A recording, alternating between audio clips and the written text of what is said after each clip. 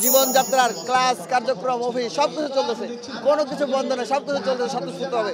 সুতরাং এখানে কোনো বাধার কমপ্লিট শাটডাউন এই ধরনের কোনো কর্মসূচি দেশের জনগণ জানে না।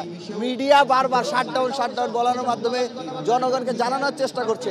আমরা এই মিডিয়ার এই আচরণকে আমরা সন্দেহের চোখে দেখি। আমরা মনে করি মিডিয়া খুনি হাসিনাকে রেলিভেন্ট করার জন্য একটা সিলেক্টিভ কিছু মিডিয়া, তারা সিলেক্টিভ কার্যক্রমের মাধ্যমে তারা এই প্রক্রিয়াটি চালিয়ে শাটডাউনের নামে একটি আতঙ্ক সৃষ্টি করার তারা চালাচ্ছে। আপনারা দেখেন কোথাও আপনি শাটডাউনের কোনো অস্তিত্ব দেখতে পাবেন না। সব থেকে বড় বিষয় হচ্ছে যেটি হচ্ছে যে এই খুনি হাসিনার যে দোসররা আছে, খুনি হাসিনা যারা দোসররা আছে, যারা এই সশস্ত্র জঙ্গি লীগ যারা এখনো দেশ থেকে পালিয়ে যায়নি, বিভিন্ন জায়গায় ঘাপটি মেরে বসে আছে, সেই ঘাপটি মেরে থাকা খুনি হাসিনার দোসরেরা এই সশস্ত্র জঙ্গি লীগ। আপনারা জানেন আওয়ামী লীগ এদেশে কোনো রাজনৈতিক দল নয়। আওয়ামী লীগ বাংলাদেশের তো বটেই, দক্ষিণ পূর্ব এশিয়ার সর্ববৃহৎ সশস্ত্র জঙ্গি সংগঠন। এই সর্ববৃহৎ সশস্ত্র জঙ্গি সংগঠনের লুকিয়ে থাকা জঙ্গিরা জায়গায় জায়গায় ঘাপটি মেরে থেকে বিভিন্ন স্থান থেকে লুকিয়ে বের হয়ে বিভিন্ন বাসে আগুন দেওয়ার চেষ্টা চালাচ্ছে।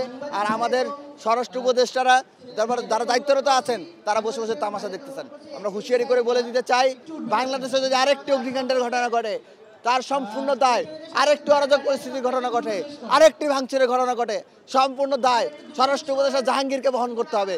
এবং স্বরাষ্ট্র উপদেষ্টাকে জাহাঙ্গীরকে এই দায় বহন করে দায়ের জন্য ছাত্র সমাজ তার ব্যাপারে রাজপথে নেমে আসতে বাধ্য হবে। সুতরাং স্বরাষ্ট্র উপদেষ্টা জাহাঙ্গীরকে আমরা হুঁশিয়ারি করে বলে দিতে চাই, এখনও সময় আছে, আপনারা আইন শৃঙ্খলা রক্ষাকারী বাহিনীকে সজাগ করুন, সচেষ্ট করুন।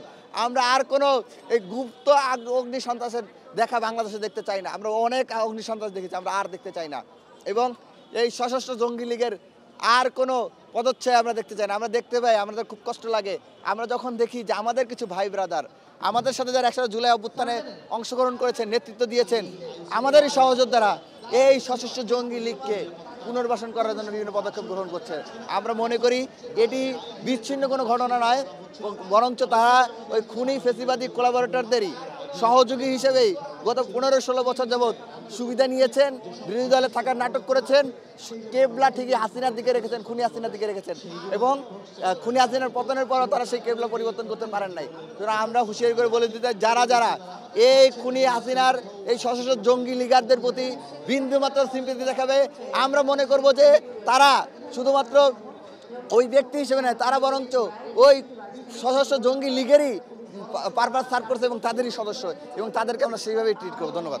আজকের যে রায়, সেই রায়ে জনগণের যে আশা, জনগণের যে আকাঙ্ক্ষা, সেই আকাঙ্ক্ষা প্রতিফলিত হবে এমনটাই আশা করছেন। আপনিও নিশ্চয়ই একই কথা বলবেন যে এখন পর্যন্ত যে রায় হয়েছে আপনারা দেখেছেন, যতটুকু বিচার কার্যক্রম চলেছে এখন পর্যন্ত বিচার কার্যক্রমে আমরা সন্তুষ্ট। এখন পর্যন্ত যে প্রক্রিয়ায় বিচারটা এগিয়েছে, আমরা যতটুকু পর্যবেক্ষণ করেছি, যতটুকু দেখেছি, আমাদের কাছে মনে হয়েছে বিচারটা সন্তুষ্টজনক পদ্ধতিতে এগিয়েছে এবং কোনো ত্রুটি আমাদের চোখে এখন লক্ষ্য করে নেই। তো সেই জায়গা থেকে আমরা মনে করি যে আমাদের বিচারে একটি ন্যায় বিচারের প্রতিফলন ঘটবে। আমরা মনে করি ন্যায় বিচারের প্রতিফলন ঘটতেই হবে। যদি আমরা দেখতে পাই যে ন্যায় বিচারের প্রতিফলন না ঘটছে, তাহলে সেক্ষেত্রে আমরা আমাদের পরবর্তী বক্তব্য সেটা উপস্থাপন করব। তবে আমরা বলছি না যে ফাঁসি দিতে হবে, যাবজ্জীবন কারাদণ্ড দিতে হবে, কিংবা ওইটাই দিতে হবে, এটাই দিতে হবে, এটা আমরা বলছি না। কারণ আমরা মনে করি খুনি হাসিনা যে অপরাধ করেছে, যে 2 সহস্রাধিক ছাত্র জনতাকে শুধু জুলাইতে শহীদ করেছে, তার গত 15-16 বছর রেজিমে না হইলেও সে আপনার 15 থেকে 20 হাজার মানুষ শুধু গুলি করে খুন করে মারছে। অর্ধলক্ষ ছাত্র জনতা শ্রমিককে শুধুমাত্র জুলাইতেই আহত বঙ্গত্ব বরণ করেছে। সুতরাং তার জন্য একটি ফাঁসির রায়, একটি ডেথ পেনাল্টি খুবই ছোট। তাকে যদি মৃত্যুদণ্ড দেওয়া হয়, কবরে নেওয়া হয়, আবার জীবিত করা হয়, আবার মৃত্যুদণ্ড দেওয়া হয়, আবার জীবিত করা হয়, আবার মৃত্যুদণ্ড দেওয়া হয়, এভাবে যদি 1000বার মৃত্যুদণ্ড করা হয়, কার্যকর করা হয়, তারপরে সে যে অপরাধ করেছে সেই অপরাধের প্রায়শ্চিত্ত হবে না, এই খুনি হাসিনাকে আমরা ন্যায় বিচার চাই।